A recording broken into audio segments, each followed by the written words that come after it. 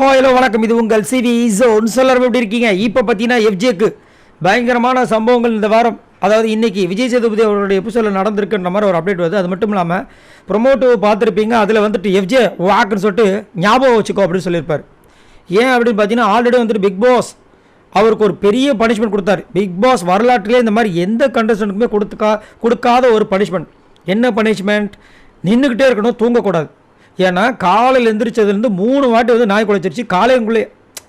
இப்போ ஒரு நாள் ஃபுல்லாக 3 வாட்டி நாய் குலைச்சா கூட கம்முன்னு விட்டுருப்பார், ஏன்னா அந்த மாதிரி தான் குலைச்சிட்ருக்கு.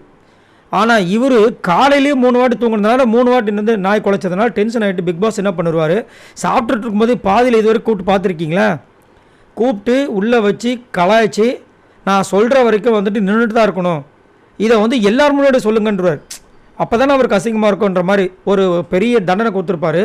ஸோ அதை பற்றி கண்டிப்பாக இன்றைக்கி வந்துட்டு விஜய் சேதுபதி அவர்கள் பேசியிருக்கார் அப்படின்ற மாதிரி ஒரு அப்டேட் வருது. கண்டிப்பாக பேசவும் செய்வார். ஏன்னா ஆல்ரெடி வந்து இவர் மேலே நிறைய கம்ப்ளைண்ட் வந்திருக்கு.